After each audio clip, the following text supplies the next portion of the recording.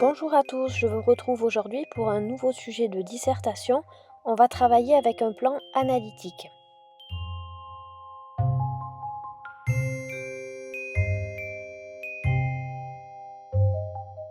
Le sujet que je vous propose est le suivant. Quelles sont les fonctions de la poésie ?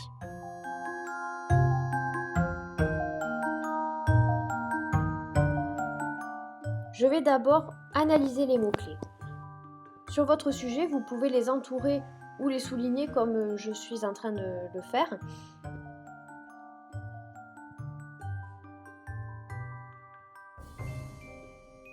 J'ai donc repéré deux mots qui me semblent les plus importants dans le sujet. Le mot fonction, pour lequel je vais donner plusieurs synonymes, afin de m'assurer que j'ai bien compris ce qu'on entendait par ce mot précisément.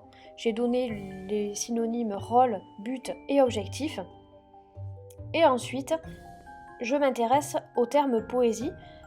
C'est un terme qui est vaste, qui définit le genre littéraire poétique, qu'il va falloir prendre dans son ensemble, puisque le sujet ne nous donne aucune restriction, que ce soit dans le temps, mais aussi par rapport aux différentes formes poétiques.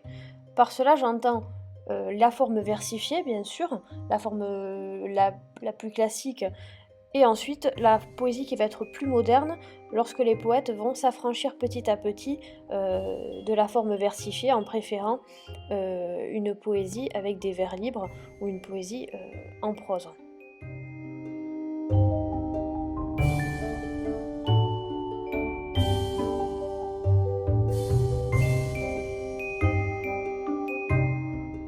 Une fois ceci fait, on va se demander à quel type de sujet on a affaire. Est-ce que c'est une question qui va être ouverte ou bien fermée? Pour cela, rien de plus simple, il vous suffit de lire le sujet et de vous demander si vous allez pouvoir répondre à la question par oui ou par non. Ici, on ne peut pas répondre par oui ou par non, donc c'est une question qui est ouverte, qui va amener à un plan analytique, c'est-à-dire un plan où vous allez étudier différents aspects de la question.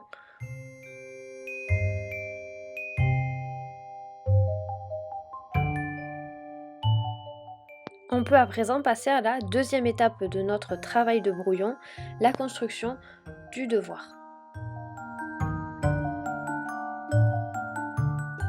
Vous allez devoir maintenant problématiser le sujet.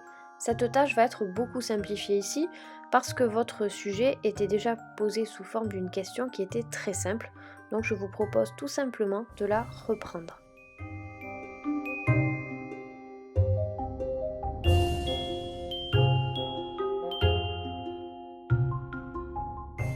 On passe à la phase de brainstorming. Je vous l'ai expliqué dans une autre vidéo, c'est ce qu'on appelle la tempête du cerveau. On va essayer de se rappeler toutes les choses qui peuvent nous être utiles pour travailler sur ce sujet.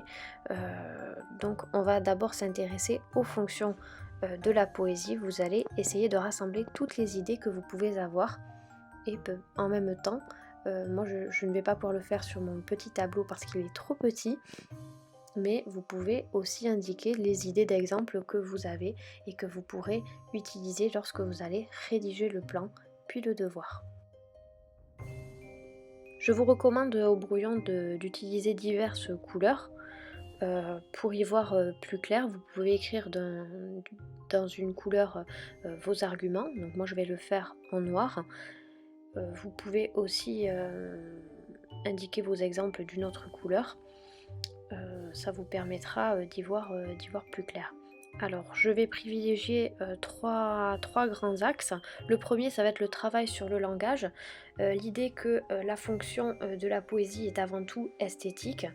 C'est un genre littéraire qui a de nombreuses contraintes, que ce soit les vers, les strophes, etc.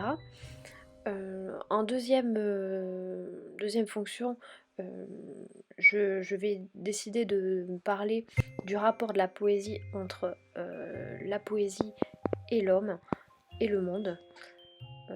ça va faire référence à tout ce qui est poésie lyrique, etc. Et en dernier lieu, je crois qu'on ne peut pas oublier ce versant très important de la poésie, notamment avec les fables, mais aussi toute cette poésie de la résistance.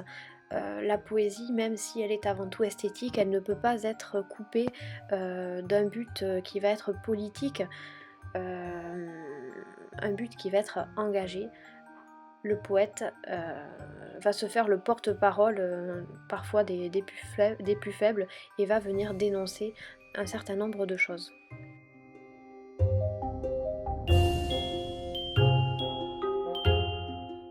Bon, alors bien sûr, cette organisation était un peu voulue de ma part. Ces 3 grands axes vont correspondre aux 3 parties de notre dissertation, donc grand 1, grand 2 et grand 3, comme je l'indique.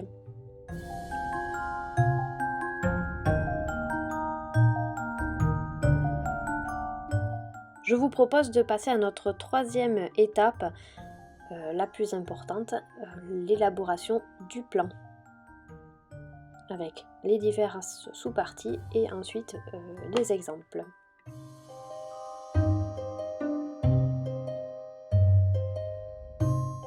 Je vais rédiger avec vous le plan sous forme de tiré avec les exemples. Comme vous allez pouvoir le voir, je vais utiliser plusieurs couleurs afin de bien différencier les idées des exemples. Donc première partie, la poésie a une fonction esthétique. Je vais le décliner en 3 sous-parties. Je vais partir de l'idée la plus évidente. La poésie est avant tout un travail sur le vers et sur la strophe. Pour les exemples, je vais m'appuyer surtout sur des textes que vous allez connaître. Ce sont les poètes de la Pléiade qu'on a vus en début d'année, au XVIe siècle donc, avec des formes fixes qui sont privilégiées par ces auteurs, en particulier le sonnet, l'ode, comme on a pu le voir voilà, lors de notre premier chapitre. En deuxième temps, je vais travailler un autre axe, le travail des poètes sur les sonorités. La poésie, ce n'est pas seulement une forme visuelle hein, qu'on va repérer avec des rimes, etc. Il y a aussi une partie sonore qui va être très importante. Donc je vais vous proposer de travailler sur les poèmes en prose, notamment des poèmes de Charles Baudelaire, pour lesquels on va retrouver de nombreuses figures de style qui vont produire la poésie et également des allitérations et des assonances qui vont venir donner toute la sonorité au texte.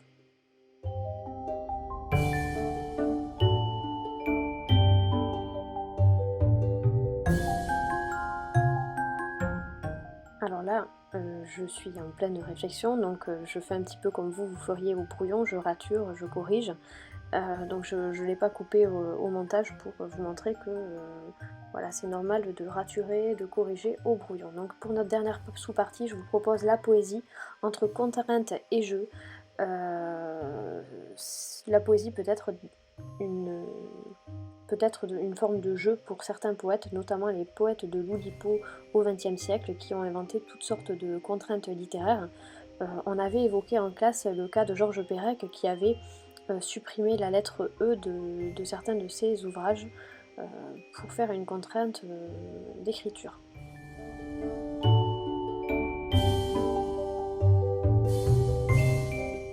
Pour cette deuxième partie, je vous propose de vous intéresser au rapport entre la poésie, le monde et l'homme.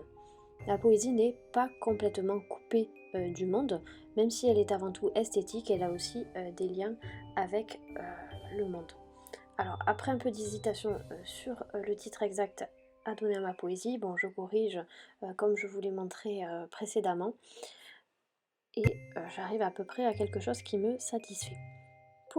Pour les sous-parties, je n'en ai prévu que 2, donc la poésie lyrique, à la fois le lyrisme amoureux, vous pouvez invoquer celui-ci, vous pouvez évoquer aussi les rapports entre l'homme et la nature qui va être en accord avec les sentiments du poète. Pour les exemples, j'ai fait simple, j'avoue que je ne me suis pas vraiment trop cassé la tête. Je vous ai proposé l'exemple de Demain dès l'aube de Victor Hugo, hein. Dans les Contemplations, il va euh, retranscrire sa peine suite au décès de sa fille. Je vous propose également un auteur qui est quand même plus proche de nous encore, ça va être Louis Aragon avec Les yeux d'Elsa, qui est voilà, c'est de la poésie amoureuse. Et pour la deuxième partie, je vous propose de vous intéresser, la deuxième sous-partie, pardon, je vous propose de travailler sur la poésie du quotidien. Vous avez des poètes qui vont décider de mettre en valeur dans leurs poèmes des objets qui sont du quotidien, hein, voilà, qui présentent une grande banalité pour les mettre justement en valeur. Et l'auteur que j'ai choisi pour l'exemple va être Francis Ponge, qui a écrit 2 ouvrages, donc Le Savon et Le Parti pris des choses, dans lequel voilà, il va écrire des poèmes relatifs à des objets.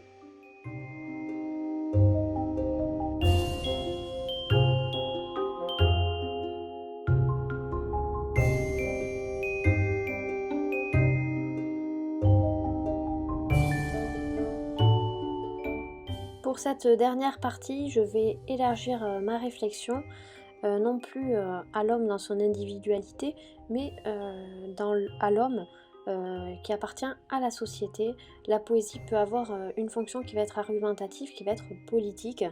Pour cela, je vais utiliser deux aspects. Donc, l'aspect argumentatif que l'on va retrouver dans les fables. Ces fables qui vont répondre à un double objectif, plaquere et docere, donc plaire et instruire. Donc il s'agit à la fois d'instruire le peuple tout en critiquant la société. Dans une deuxième sous-partie, je vais m'attacher plutôt à la poésie engagée, la poésie de la moitié du XXe siècle, la poésie qu'on va trouver lors de l'occupation. Vous avez un certain nombre de poètes qui ont fait l'éloge de la liberté. Je pense notamment à Paul Éluard, hein, dans le poème Liberté, que vous devez sans doute connaître, hein, Liberté, j'écris ton nom. Vous avez d'autres poètes, vous avez Guillaume Apollinaire qui a fait aussi des poèmes qui parlent de la guerre et de la paix. Vous avez des poèmes aussi étrangers qui parlent de l'apartheid, etc. Donc vous avez quand même un vaste réservoir d'exemples pour parler de l'engagement des poètes. C'est ainsi que je vais terminer donc cette dernière partie en vous donnant voilà, le dernier exemple. J'espère en tout cas que cette petite vidéo vous aura permis de mieux appréhender le sujet de dissertation. En tout cas, je vous dis à bientôt.